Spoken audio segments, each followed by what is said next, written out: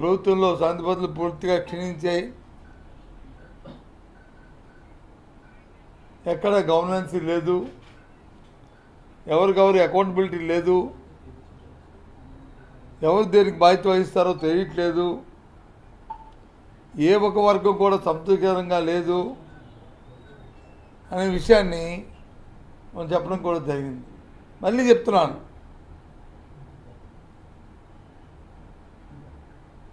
ఇవాళ వచ్చి రాష్ట్రంలో కడప జిల్లాలో ఓ 2 జడ్పీటీసీలకి ఎన్నికలు జరుగుతున్నాయి. It's okay. ఒకటి పులివెందుల, ఇంకోటి వచ్చి అన్నమయ్య జిల్లాలో కోర్టు నుంచి మళ్ళీ ఆర్డర్ తీసుకొచ్చుకున్నారు, ఎన్నికలు జరుగుతున్నాయి. ఓకే. దాని గురించి ఏకంగా చట్టాన్ని చేతిలో తీసుకుని ఇష్టారాజ్యంగా ఒక బలహీన వర్గమైన ఒక ఎమ్మెల్సీ, మా ఎమ్మెల్సీ యాదవ్ని అతని మీద దౌర్జన్యం చేసి, అతని మీద దాడి చేసి, కాకుండా పైపెచ్చు ఆ రోజు సాయంత్రం అవతల పక్క నుంచి పోలీసు తెలుగుదేశం వారిద్దరూ కూడా పార్టీ కార్యకర్తలు ఇద్దరు కుమ్మక్కై ఒక కేసును వచ్చి రిజిస్టర్ చేశారు. దేవురంటే ఎర్రగొండ బాలపాలెం అనుకుంటా, నల్లగొండ బాలపాలెం. ఒక ఎస్సీ ఎస్టీ కేసు రిజిస్టర్ చేసి ఎవరైతే యాక్టివ్గా ఉండి బూత్ ఏజెంట్ కింద కూర్చొని లేదు ఊళ్ళో పెద్దలుగా ఉంటారో వాళ్ళందరినీ కూడా ఈరోజు కస్టడీలో తీసుకున్నారు. ఎన్నికల్లో వాళ్ళు వచ్చి పాల్గొనకుండా ఉండాలని. దేనికోసం? ఒక జడ్పీటీసీ ఎన్నికల కోసం ఇంత అరాచకం తీయవలసిన అవసరం ఉన్నదా చంద్రబాబు నాయుడు గారు? ఇది ప్రజాస్వామ్యమా? అసలు ఎన్నికల కమిషన్ కూడా అందుకే నిన్న కూడా అడిగాం, ఇవాళ కూడా అడిగాం. ఎన్నికల ప్రక్రియ ప్రారంభమైన తర్వాత, నామినేషన్ ప్రక్రియ ప్రారంభమైన తర్వాత పోలింగ్ స్టేషన్ మార్చే కార్యక్రమం ఎక్కడ ఉందండి? పోలింగ్ స్టేషన్ మాత్రమే కాదు, ఒక ఊరిలో ఉన్న ఓట్లని ఈ ఊరు ఓట్లు తీసుకెళ్ళి హ్యామ్లెట్ క్యాంప్లో పెట్టడం, హ్యామ్లెట్ క్యాంప్ తాలూకా ఓట్లు తీసుకెళ్ళి ఇంకో హ్యామ్లెట్ క్యాంప్లో పెట్టడం. అదే ఒక ఊరు నుంచి ఒక ఊరికి, ఆ ఊరిలో ఉన్న బూతుల ఆ ఊరిలో కాదు, వీళ్ళు అక్కడికి వెళ్ళి ఓటు వేయాలా, వాళ్ళు వచ్చి ఇక్కడికి వెళ్ళి ఓటు వేయాలి. ఇలా ఎక్కడిది? ఎన్నికలు ప్రకటించుకుంటే సరిపోయాయి కదా.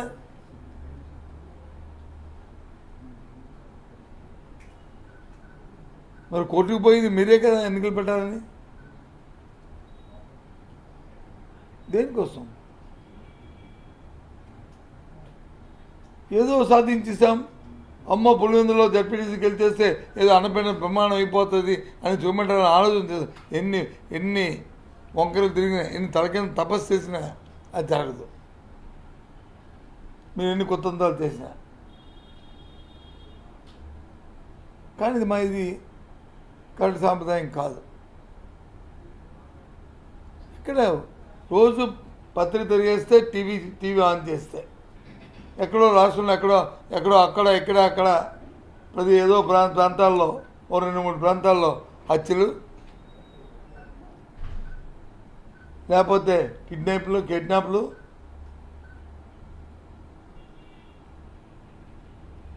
లేకపోతే కొత్తగా వచ్చిన కల్చర్ మన రాష్ట్రానికి డ్రగ్స్.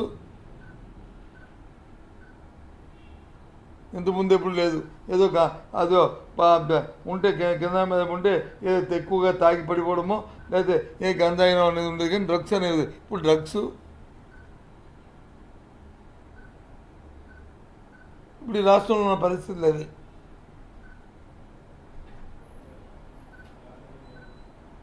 ఆడవాళ్ళ మీద, మహిళల మీద అగాత్యాలు అయితే ఇంకా అన్నీ కాదు.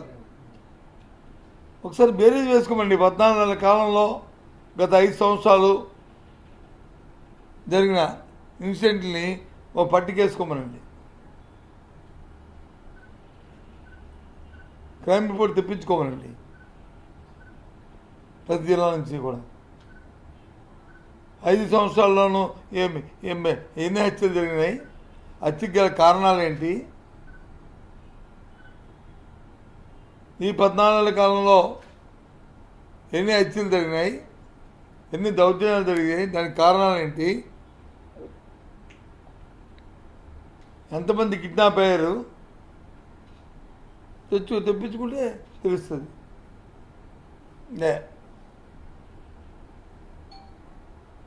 ఎంతసేపు ముఖ్యమంత్రి గారు మాట్లాడతారు, చెప్పిందే చెప్పరా, ఏదో మన ఊరికి సామెత ఉంది కదా, ఆ సామెత చెప్పిందే బుర్ర పాడైపోతుంది వింటప్పటికి. ఇందాక కూడా విన్నాను, ఏదో మనం పాడేది వచ్చి మాట్లాడుతున్నప్పుడు సూపర్ 6 అని చేస్తాను, ఏం చేస్తారు,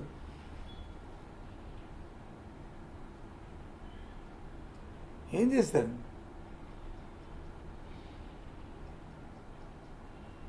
పేదవాళ్ళ కోసం అంటే పేదవాళ్ళు అయిపోయి పేదవాళ్ళు వచ్చి పాడైపోయారంట గత ప్రభుత్వంలో.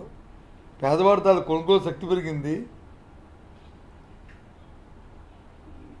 పేదవాడు వచ్చి ఈ రాష్ట్రంలో వచ్చి ధైర్యంగా బతికే స్థితిని ఆ రోజు వైసీపీ పార్టీ జగన్మోహన్ నాయకత్వంలో కల్పించాం. ఇది వాస్తవం, ఏవో డామికాయలు కాదు. ఇంకా ఈ మాటలు ఎక్కడ చూసినా సరే, మనం విశాఖపట్నంలో చూస్తే ఇంక మరీ సాక్షాత్తు మేం కాదు, ఆ క్యాబినెట్లో ఉన్న మంత్రులు, ఆ క్యాబినెట్లో ఉన్న ఎమ్మెల్యేలు, లేదా వాళ్ళ నాయకులు వాళ్ళే వాళ్ళు రాస్తున్న లేఖలు కానీ, లేదు చేస్తున్న ఫిర్యాదులు కానీ, మాట్లాడుతున్న భాష్యం కానీ, ఇంటర్నల్గా ఎక్స్టర్నల్గా ఏ రకంగా దోపిడీ జరుగుతుందో.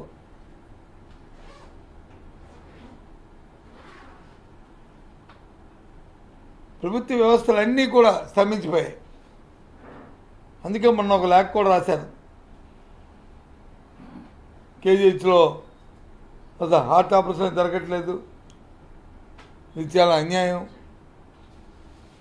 ఇటువంటి దుర్బలమైన పరిస్థితి ఎప్పుడు మా ప్రాంతంలో జరగలేదు, ఇది చాలా ప్రతిష్ఠితమైన హాస్పిటల్, దయచేసి దాన్ని పునరుద్ధరించండి, దృష్టి పెట్టండి అని చెప్పి అడిగాను.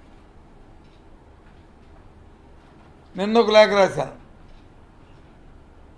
ముఖ్యమంత్రి గారికి, ప్రతిపక్ష నాయకుడిగా రాష్ట్ర పరిణామాలు, ముఖ్యంగా విశాఖపట్నంలో జరుగుతున్న దోపిడీ గురించి, ఏ రకంగా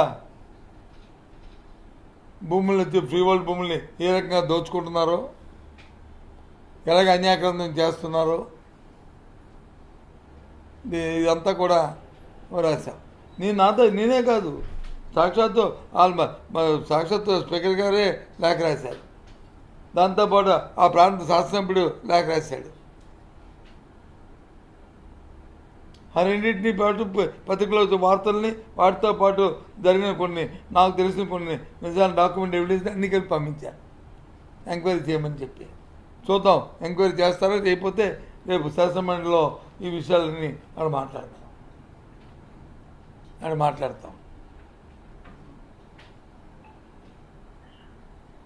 ఊరికే గొప్పలు చెప్పారు, వైసీపీ ప్రభుత్వం వచ్చినప్పుడు వచ్చి ఈ ప్రాంతాలన్నింటిలో కూడా దోచేశారు, భూములు దోచేశారు, పెద్దలు తినేశారు. ఏమి 14 నెలల కాలం అయింది, ఏ ఒక్కడి మీద సరే వీళ్ళు చుమ్మిట్టు చేశారా మీరు? మేము చెప్తున్నాం మీ దోపిడీ ఇదని.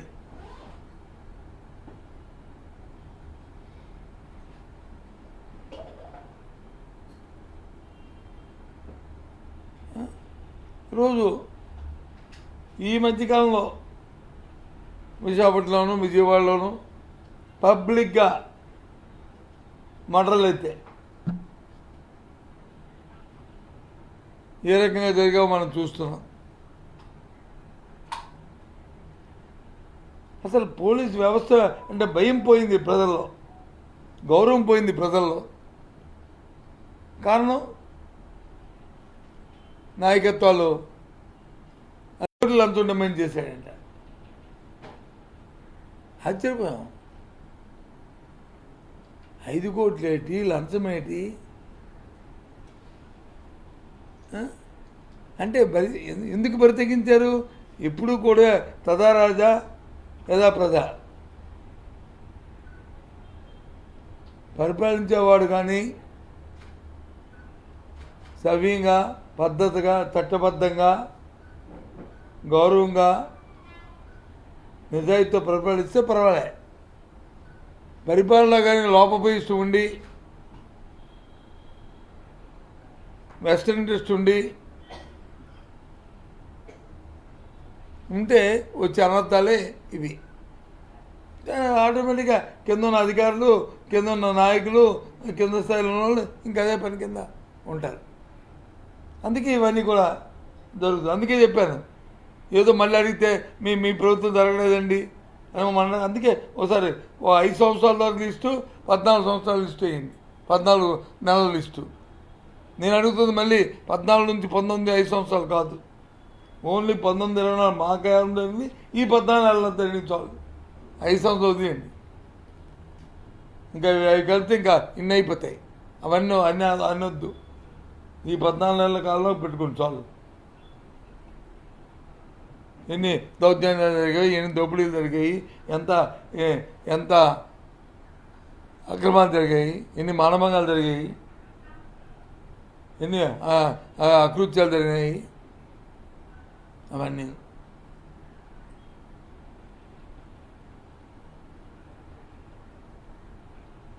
ఎన్నికలు జరుగుతున్నప్పుడు ఎవరైనా ఒక కంప్లైంట్ ఇస్తే ఎన్నికలు అయిన తర్వాత వాళ్ళని అరెస్ట్ చేయడానికి చూస్తారు. ఎందుకు? ఎన్నికల్లో ఓటు స్వచ్ఛంగా వేసుకోవడానికి. లేదు వాళ్ళతో ఏదో బైండోర్లు, అప్పుడే బైండోర్లు అయితే బోర్డులు కట్టించారు, 100 కొలులు కట్టించారు, చేస్తారు. కానీ అది తీసుకెళ్ళి కస్టడీలో తీసుకోవడం ఏంటి? మరి ఇంకా ప్రజాస్వామ్యం ఎక్కడుంది? అంటే ప్రజాస్వామ్యం తొంగలో తొక్కినట్టే కదా, చట్టాన్ని చేతిలో తీసుకున్నట్టే కదా. ఈ రకంగా ఇవాళ ఈ ప్రభుత్వం చాలా దురదృష్టం. సామాన్యుడికి ప్రజలకు కావాల్సిన కార్యక్రమాల మీద ప్రభుత్వం దృష్టి పెట్టట్లేదు. పరిపాలన వచ్చి స్తంభించిపోయింది. ఎక్కడా కూడా పరిపాలన లేదు. ఏ విషయానికి కూడా కంపేర్ చేయమనండి. ఇప్పుడు మీరైనా సరే చూసుకొని 4 రోజులు ఒక స్టడీ చేసి మళ్ళీ పిల్లల్ని వస్తాను, ఏబిసిడి అని అదే తెలుసుకోమనండి. అడగండి నన్ను, నేను కంపేర్ అని చెప్తాం. లేదు,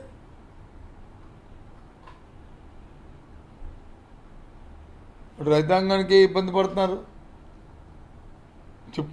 పదే చెప్తున్నా సరే దృష్టి పెట్టట్లేదు. ఎరువుల గురించి, వాటి గురించి, యూరియా గురించి. గిట్టుబాటు ధర లేదు. విద్య అయితే అటకెక్కిపోయింది. విద్యా వైద్యం అటకెక్కిపోయింది. అసలు దాని మీద కనీస దృష్టి లేదు ఈ ప్రభుత్వానికి. చేమ కుట్టినట్టు కూడా లేదు ఈ ప్రభుత్వానికి.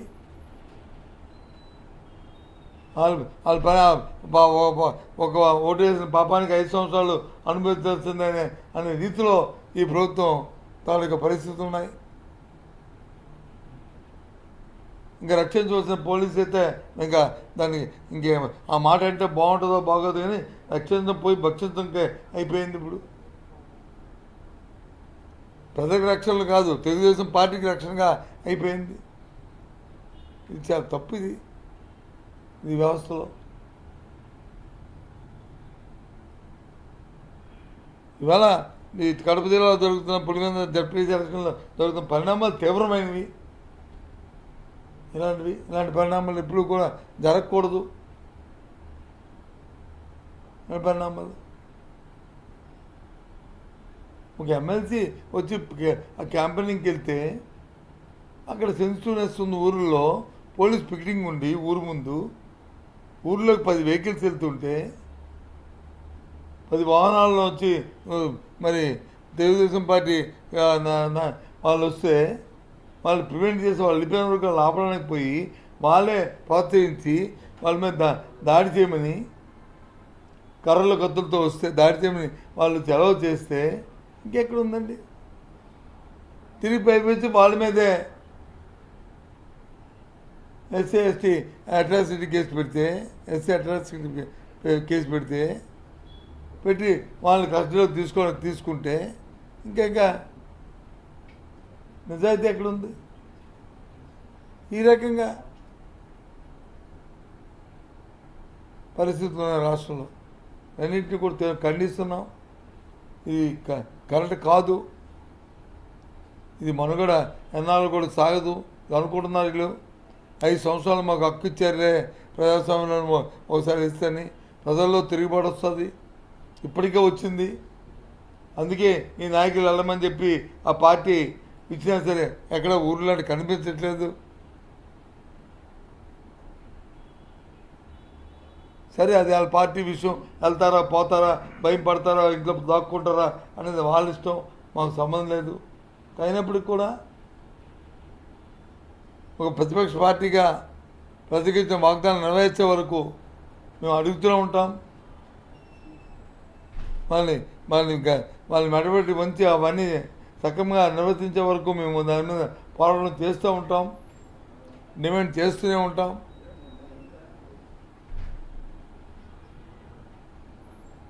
ఆఖరిగా మిమ్మల్ని అందరినీ మీ ద్వారా ఎలక్షన్ కమిషన్ని, పోలీసు ఉన్నతాధికారుల్ని డిమాండ్ చేస్తున్నాం. ఎన్నికలు సక్రమంగా జరపాలనుకున్న మీకు మనసులో ఉంటే, ఈ ప్రభుత్వాన్ని సరిదిద్దుతుంటే, మీ ఎలక్షన్ కమిషన్ సరిదిద్దుతుంటే, పోలీసులకు సరిదిద్దుతుంటే, ఎన్నికల నిబంధనల ప్రకారం ఎన్నికలు జరగనియండి. అంతేగాని ఎన్నికల నిబంధనలు తొంగలో తొక్కి మా ఇష్టారాజ్యంగా చేస్తే అది ప్రజాస్వామ్యంలో అది కరెక్ట్ కాదు. దాన్ని ఎవరూ కూడా క్షమించరు. మేము పూర్తిగా దీన్ని ఆక్షేపం తెలియజేస్తున్నాం. జరుగుతున్న పరిణామాలను తీవ్రంగా ఖండిస్తున్నాం. ఇప్పటికైనా ఆలోచన మార్చుకోవాలి, సక్రమంగా మరి వ్యవహరించాలని డిమాండ్ చేస్తున్నాం.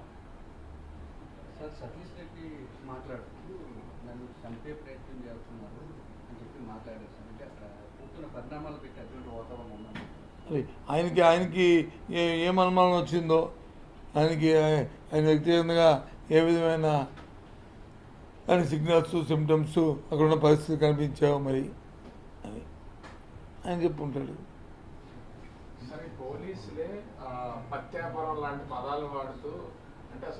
అదే మరి చెప్తున్నాను కదా, అది మెసేజ్. పోలీసు వ్యవస్థ మొన్న జరిగిన ఇన్సిడెంట్లో పోలీసు తెలుగుదేశం పార్టీ కార్యకర్త కలిసిపోయారు. పోలీసులే ఈ కార్యక్రమాన్ని చేయించారు. దాడి కానీ, కేసులు లిస్టులో ఉన్న భాగంలో కానీ అన్నీ కూడా పోలీసే చేయించింది. అదే చెప్పాం గవర్నర్ గారికి, అదే మన ప్రెస్ మీట్లో కూడా చెప్పాం.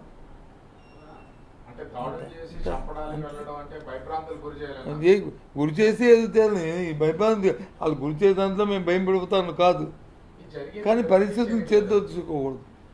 అది చాలా తప్పదు. అదే దానివల్ల ఉరికేదేముంది? కానీ ఊరికో ఏదో చేసాము, ఏదో పులివెందులలో జగన్మోహన్ రెడ్డి నియోజకవర్గంలో ఒక జడ్పీటీసీని గెలిచామని కాళ్ళు ఎగరేయడం తప్ప అనుకుంటున్నారు. కాళ్ళు ఎగరేయవు, అవేం జరిగే పని కాదు. 600 అయినా 100 అయినా అగ్రహారం బీడైనా గెలిచేది అక్కడ వైఎస్ఆర్సీపీ పార్టీ. సార్, ఇప్పుడు గత ఎన్నికల పర్వం అంతా కూడా ఈవీఎంల ట్యాంపరింగ్ తో జరిగిందనేది ఇప్పుడు రాహుల్ గాంధీ బయట పెడుతున్నారు.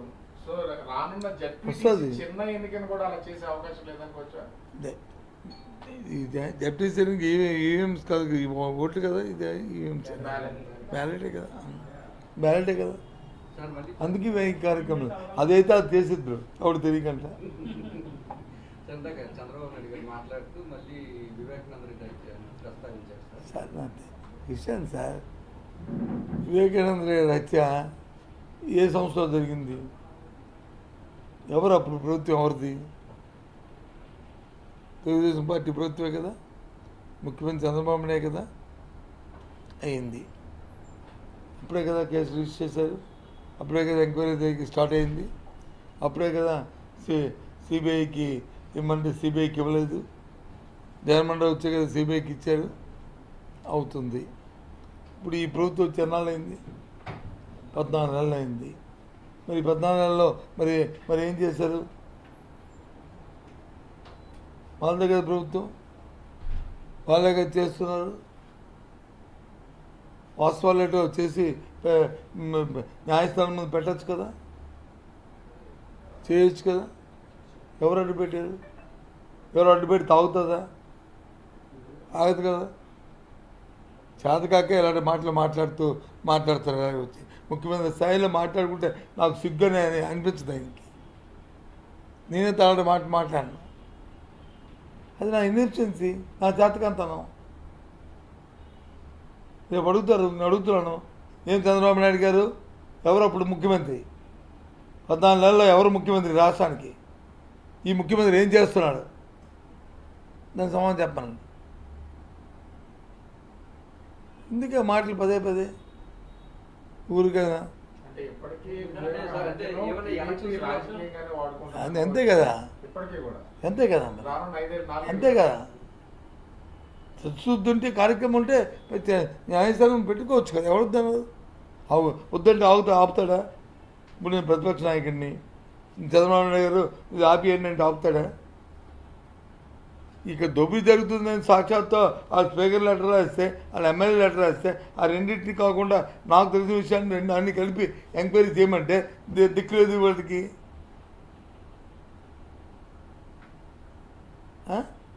వాళ్ళు అనుకుందాక చేస్తారు, వాళ్ళతో లాలూచి చెప్పిన కార్యక్రమాలు చేస్తారు. లాలూచి లేకపోతే చేయమనండి. లాలూచి లేదు, ఫెయిర్ ఈ ప్రభుత్వం ఫెయిరు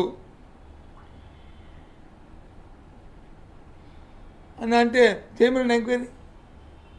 వచ్చాం కదా, ఐడెంటిటీలు ఇచ్చాం కదా. పోనీ ఏమైనా ప్రెస్ కాన్ఫరెన్స్ చెప్పిన మాటలు కాదు కదా, ఏదో గాలి కబుర్ కింద చెప్పడానికి కాదు కదా. మరి చేయమనండి. వాళ్ళ ఎమ్మెల్యే, వాళ్ళ శాసనసభ్యుడు, వాళ్ళ తాలూకా స్పీకరు, ఓ ప్రతిపక్ష నాయకుడు, ముగ్గురు రాస్తే ముగ్గురు ఒకే ఇష్యూ మీద రెస్పాండ్ అయినప్పటికీ ఎంత బాధ్యతగా ఉండాలి ఈ ప్రభుత్వం? అంతే అర్థం. దాంట్లో ఉన్న ఆలోచి నాకు అర్థం. ఏ పెద్దలు ఉన్నారో తెలుస్తాయి, అర్థమైపోతుంది ఇప్పుడు దేశ రాష్ట్ర ప్రజలకి.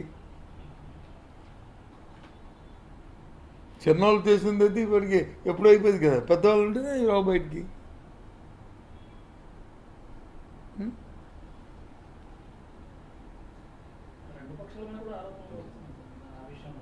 ఏ పక్షం పక్కనే ఒక్క విషయాన్ని చెప్తున్నాను.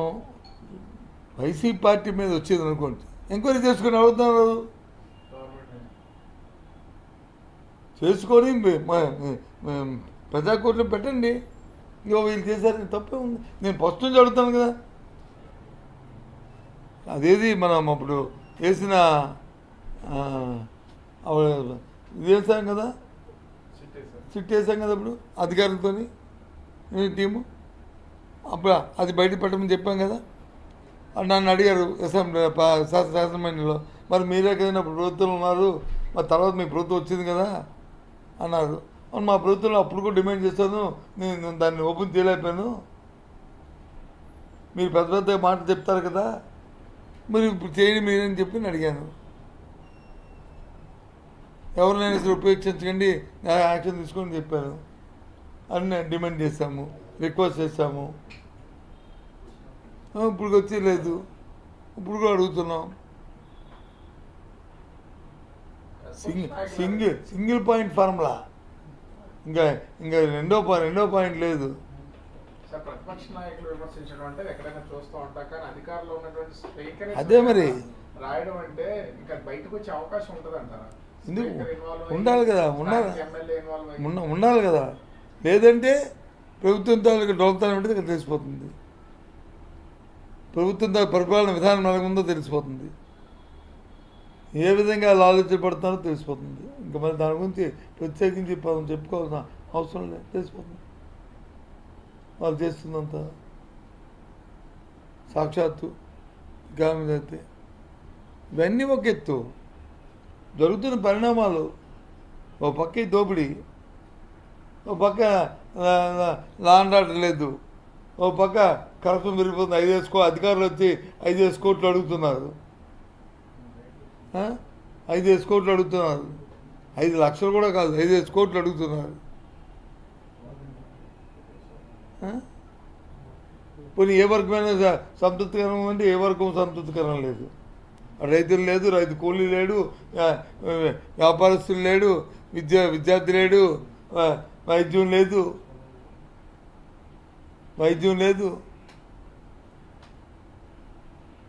ఏమీ లేదు.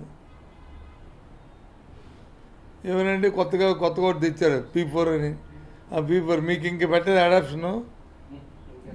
మీకు మన విలేకరులు కావాలి, మీరు కూడా సమాజంలో బాధ్యత పౌరులు కాబట్టి మీరు ఒక్కొక్కరిని మీరు అడాప్ట్ చేసుకుని స్పీచ్ ఇవ్వలేదా ముఖ్యమంత్రి గారు? మహిళలకి పెట్టారు, ఉచిత బస్సు పెట్టారా? ఎప్పటి నుంచి? ఏం నామ్స్ వచ్చాయా? 15 నామ్స్ రాని నేను మాట్లాడదాం. విధి విధానాలు వస్తే అప్పుడు దాన్ని రెస్పాండ్ అవుతాను. అదే నేను అందులో నేను వెళ్ళను. ఎందుకంటే నీ విధి విధానాలు రాకుండా నేనేం మాట్లాడినా అది బాధ్యత మాటలుగా ఉంటుంది. తప్పది, తప్పు. ఎన్నికల్లో మాట ఇచ్చింది ఏంటంటే నాకు వచ్చి మైలుకి విశాఖపట్నం మైలుకి సంవత్సరం కొండకెళ్ళి మొక్కు తీసుకొచ్చిన తర్వాత మళ్ళీ ఇంకా ఇంట్లో ఏదైనా మొక్కుని నేను తిరుపతి వెళ్తాను అనుకుంటే తిరుపతి వెళ్ళిపోవడానికి పర్మిషన్ ఇచ్చారు. చంద్రబాబు చెప్పింది. తిరుపతిలోని మహిళ నాకు వచ్చి సూర్యనారాయణ దేవస్థానం అరసూరి దేవుణ్ణి మొక్కున్నాను, మొక్కు తీర్చుకోవాలనుకుంటే అక్కడికి వెళ్ళిపోవడానికి వచ్చి అవకాశం ఇచ్చాను. కోడలు వచ్చి ఏమంటే పుట్టింటికి వెళ్ళాలనుకుంటే ఆవిడ వెళ్ళిపోవడానికి అవకాశం ఇచ్చాడు చంద్రబాబు నాయుడు. చెప్పాడు స్పీచ్లో చెప్పిన మాటలు, నేను చెప్పిన మాటలు కాదు. కూతురు వచ్చి అత్తవారింటికి వెళ్ళాలనుకుంటే వెళ్ళిపోవచ్చు. ఏమనంటే చంద్రన్న ఉన్నాడు డ్రైవింగ్లో అని చెప్పి ఆయన చెప్పాడు. ఆయన నోరు చెప్పిన మాటలు నేను నాయి కాదు ఇవి. చంద్రబాబు ఉన్నాడు అని మీ కన్నడ చెప్పి ఎక్కువమని చెప్పాడు. ఇప్పుడు 15 తర్వాత ఎక్కుతారు కదా, ఎక్కడి నుంచి ఎక్కడ ఎక్కుతారో, ఏ చంద్రన్నో లేకపోతే ఎవరున్నారో చూద్దాం. ముందుగా మనం ఎందుకు అన్నీ మంచిగా జరగాలనే పాజిటివ్తోనే ఆలోచిద్దాం. భగవంతుడు అవకాశం ఇవ్వాలని చెప్పి కోరుకుందాం. ఇవ్వకపోతే పదార్థాలు మాట్లాడుకుందాం దాని మీద. ముందుగా ఎందుకు మనం చెడు కోరను? ఏమన్నా ఇంకా నాకు ముందే కదా ముందు అడిగాం. మనం పాజిటివ్ భద్రత మా రాష్ట్రంలో భద్రత లేదు కదా. బస్సు ఎక్కడేం బతుకుతాయి, బస్సు ఎక్కడేం బతుకుతాడమ్మా. బస్సుకి ఇప్పుడు ఇంకా మన రాష్ట్రం ఇంకా బీహార్ లాగా లేకపోతే మిగతా కొన్ని రాష్ట్రాల్లాగా ఇంకా బస్సులకి ఇంకా పోలీసులు పెట్టి రక్షలు పెట్టి ట్రైన్లు ఇచ్చినట్టు పంపించట్లేదు. మామూలుగా వెళ్తున్నాయి. ఇంకా రాబోయే కాలంలో అవి కూడా ఎక్స్పెక్ట్ చేయాలి మనం. సార్ అదే టైంలో ఆటో డ్రైవర్లు కూడా నిరసన దిగుతున్నారు సార్. అది సబ్జెక్ట్ రెండవది. ఇది తర్వాత ఇవన్నీ ఇప్పుడు అన్నీ కూడా నేను ఎప్పుడు కూడా హైపోథికేషన్ కాదు, అది నేను ఊహించేది మాట్లాడను.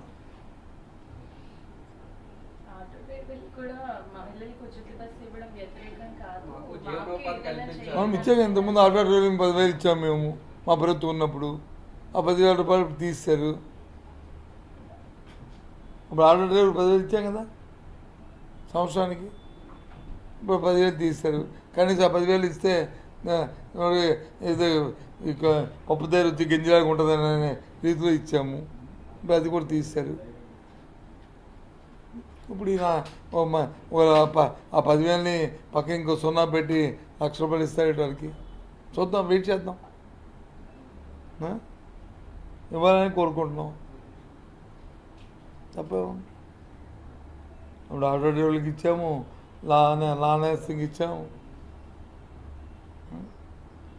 అందరికి ఇచ్చాం కదా. కానీ శాంతి భద్రతలు మాత్రం చాలా అధ్వానంగా ఉన్నాయండి రాష్ట్రంలో, చాలా ఇబ్బందికరంగా ఉన్నాయి. పిల్లలు కానీ మహిళలు కానీ వీధుల్లో రావడానికే భయపడుతున్న పరిస్థితులు ఉన్నాయి రాష్ట్రంలో. గ్రామాల నుంచి పట్టణాలకు రావడానికి, పట్టణం నుంచి గ్రామాలకు వెళ్ళడానికి చాలా ఇబ్బంది పడుతున్నారు. దీని మీద దీంట్లో డ్రాబ్యాక్ ఎక్కడ వచ్చిందంటే చిన్న అంటే అన్ని అంశాలు కాదు, కానీ 100%లో 100 కారణాలు ఉంటే అందులో ఒక కారణం కూడా ఉంది మీ మీడియా. ఒక కారణం 100 కారణాలు ఉంటే అందులో ఒక కారణం, అదే 199 కారణాలు మీరు కాదు. ఏంటంటే ఇన్సిడెంట్ని ఒకలా చూపెడతారు, ఏంటి అదేదో పార్టీ పరంగా చేయడానికి చూపెడతారు తప్ప ఇన్సిడెంట్ చూపెట్టలేదు. ఇన్సిడెంట్ జరిగితే ముందు ఇన్సిడెంట్ని ఎస్టాబ్లిష్ చేసి తర్వాత వచ్చి రాజకీయ కోణాన్ని తీసుకెళ్ళి అటు వైసీపీ కూడా, అటు టీడీపీ కూడా, లేకపోతే కూటమి జనసేన, లేదా బీజేపీ, లేదా కమ్యూనిస్టా, లేకపోతే ఇంకో పార్టీ అని చూడాలి. అది కాదు, ముందు అసలు మీ తాలూకు బొర్ర అక్కడికి వెళ్ళిపోతుంది. ఇన్సిడెంట్ సారీ టు సే అనుకోకండి, మీకేమీ నేను ఇచ్చేస్తాను అనుకోండి, బ్రెయిన్ స్టార్మ్ చేస్తాను అనుకోండి, మీకంటే నేను మేధాని కాదు. కానీ ముందు ఇన్సిడెంట్గా ఇచ్చిన తర్వాత ఎవరైనా అయితే ఇన్వెస్టిగేషన్ వస్తే అప్పుడు అది సెకండరీ. ఇప్పుడు ఏమైపోతుంది, ఆ ఇన్సిడెంట్లు కూడా దీన్ని రావడంతోనే ఈ ఆ ముసుగులో వీళ్ళు పక్కకి వెళ్ళిపోతున్నారు, నేరస్తులు తప్పుకుని పోతున్నారు, వాళ్ళకి అవకాశం దొరుకుతుంది. దానికి పోలీసు ఒత్తాసు పలుకుతున్నారు, రాజకీయ ఇన్వాల్వ్ అవుతున్నారు, పోలీసు ఒత్తాసు పలుకుతున్నారు. అయితే మీరు రాజకీయ నాయకుడిగా ఉన్నప్పుడు మీరు చెప్పలేదంటే నేను చెప్పాను, కానీ సందర్భాన్ని సమయాన్ని బట్టి చెప్పడానికి నోరు కూడా తెలియదు కదా. ఒకసారి ఎవడో వచ్చి సిపికి ఫోన్ చేసి చెప్పండి, ఎస్పీకి ఫోన్ చేసి చెప్పండి, డిఎస్పీకి ఫోన్ చేసి చెప్పండి అంటే ఇన్సిడెంట్ చూస్తే బాధకరంగా వచ్చింది. అవసరమైతే చెప్పేవాళ్ళు సారీ తిట్టుకోండి సారీ అనేవాళ్ళు. కానీ ఇప్పుడు అలాగే ఈ రకమైన కార్యక్రమాలు ఇది చాలా సమాజానికి నష్టం. ఇది మనమున్న సమాజానికి మనకే నష్టం. కాబట్టి ఆలోచన చేయమని మిమ్మల్ని కూడా కోరుతున్నాను. ఏడిచ్చాడు ఏడిచ్చాడమ్మా. ఇప్పుడు మాధవ్ వైసీపీ చేసిన అవినీతిని బయటకు తీస్తాం, ఎవరిని వదిలే ప్రసక్తి లేదు. నేను అదే కదా చెప్తాను, వైసీపీ చేసిన అవినీతి తెలుగుదేశం కూటమి చేసిన అవినీతి వద్దా? మరి కూటమి చేసిన అవినీతి కళ్ళకు కనిపిస్తుందని దాన్ని తీస్తూ దీన్ని కూడా తీయు. మాధవ్ గారికి మీరు అడిగారు కాబట్టి నేను చెప్తున్నాను. మాధవ్ గారికి నేను చెప్తున్న రిక్వెస్ట్ ఏంటంటే, కూటమి చేసిన అవినీతిని ఏం చేస్తావో చేసుకో, నీ చేత వద్దని మానవు. కానీ నీ కంటి ముందు కనిపిస్తున్నా ఇప్పుడు ఈ కూటమి చేసిన అవినీతి ఏది, వైసీపీ పార్టీ చేసిన అవినీతిని ఏం చేస్తావో చేసుకో. మీ చేతిలో అధికారం ఉంది, మీరు ఏం చేస్తారో చేయండి. తప్పు చేసిన వాడు అనుభవిస్తాడు, దాన్ని చూసుకుంటాడు. కానీ నీ కంటి ముందు కనిపిస్తున్న అవినీతి దీన్ని ఎవరు? మాధవ్ గారు దాన్ని ముందు చూడండి, దాంతోపాటు దీన్ని కూడా చూడండి. నువ్వు వద్దాను లేదు, దానికి వ్యతిరేకం కాదు. ఇది వైసీపీ అవినీతి చేస్తాను ఇదే, దాన్ని మేము వద్దాను లేదు. నువ్వు వద్దనే మీరు మానరు, మీ అధికారం మీది. అన్ని దానిలో సాల్వ్ చేయకపోతే తప్ప మీతో మేము లాల్వ్ అవ్వడం అవసరం మాకు లేదు. సో కాబట్టి మీ కంటి ముందు కనిపిస్తుంది చూడండి. దీన్ని మర్చిపోయి అది ఎక్కడో మాట్లాడతారుగా. ఏమన్నా అంతేనా? ఓకేనా?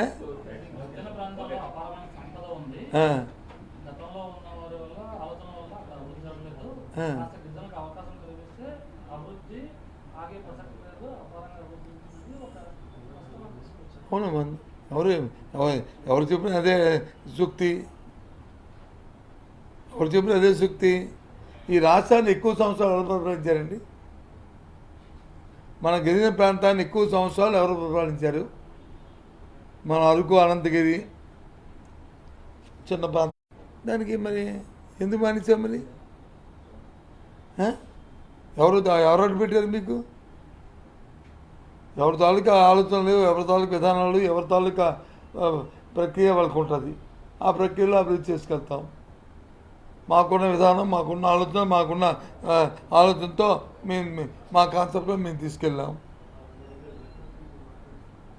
5 సంవత్సరాల్లో కొంతైనా చేసిందనే ఒక సంతృప్తి మాకు ఉంది. కానీ మేం చేసాం 5 సంవత్సరాలు ఊరిక రోడ్లో గిట్లన్నా ఇంకా ఆ గుంతల గొంతులు ఇప్పుడు కప్పావా కనీసం 14 నెలల కాలంలో? ఎక్కడ 15 చూడండి, ఎక్కడో అక్కడ ఇక్కడ ఓ 10 ఉంటే 1 2 కప్పడానికి ప్రయత్నం చేసి సగం కప్పడానికి ప్రయత్నం చేస్తే దానికి ఆ కట్టిన కాంట్రాక్ట్ బిల్లులు కూడా వెళ్ళదు. ఆ మిగతా 8 9 అలాగే ఉన్నాయి. మరి ఇంకేంటి నువ్వు చేసిన అభివృద్ధి? సాక్షాత్ నడిపెట్టున్న కేజీహెచ్ హాస్పిటల్లోనే వైద్యం బాగోలేదు, ఆపరేషన్ ఆపేస్తే ఇంకే అభివృద్ధి? సిగ్గు ఏంటి అభివృద్ధి అంటే?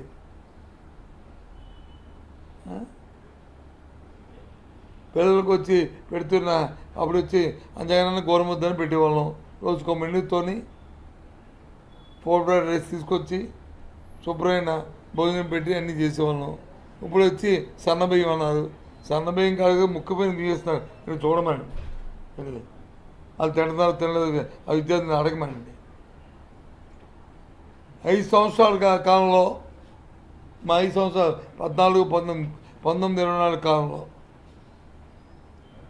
ఎన్ని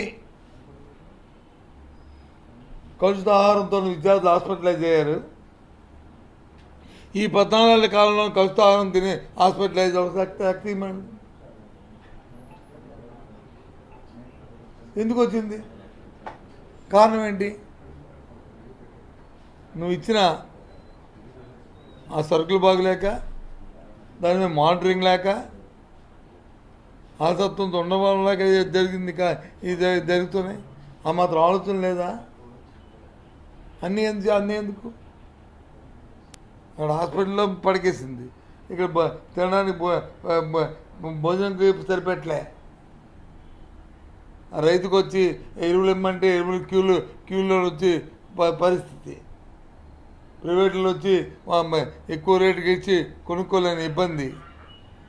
ఇప్పుడు పండిన పంటకు గిడిదల ఉందంటే గిడిదల ధర లేదు. ఇవన్నీ కాకుండా అత్యాచారాలు, కిడ్నాపులు, హత్యలు. పోనీ ఆ రేటింగ్ తీయమనండి. అది చెప్తున్నా 5 సంవత్సరాలు ఈ 14 అవి ఏవి చూసుకునే రేట్ ఎక్కువే. కానీ జీవన ప్రమాణాల తాలూకా ఇండెక్స్ తీసుకున్నామంటే మాత్రం మళ్ళీ 22వ స్థానం, 21వ స్థానం, 20వ స్థానం మన రాష్ట్రం అట్టడుక్కి.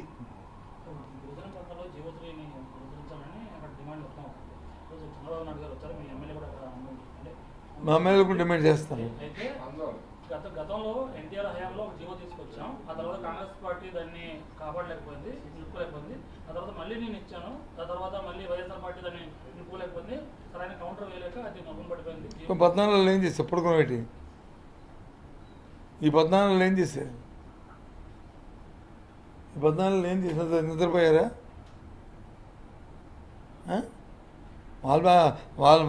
వాళ్ళ మంత్రులు వాళ్ళ అధికారులకు స్టేట్మెంట్లు ఇస్తున్నారు, వెనక్కి వెళ్ళే ప్రశ్న లేదని. మళ్ళీ ఎలా మాట్లాడే ముందు వాళ్ళు ఏం చెప్తున్నారో మాట్లాడితే బాగుంటుంది, తెలుసుకుంది. తెలియకంటే ఊరికే మాట్లాడేసి ఎవడమే బుర్ర తెల్లేసి ఆ క్షణంకి అయిపోతుంది అనుకుంటే అనుకోతుంది. భయంలాది రాష్ట్రంలో పరిపాలన స్తంభించిపోయింది, గాలికి వదిలేశారు. శాంతి భద్రతలు పూర్తిగా క్షీణించాయి.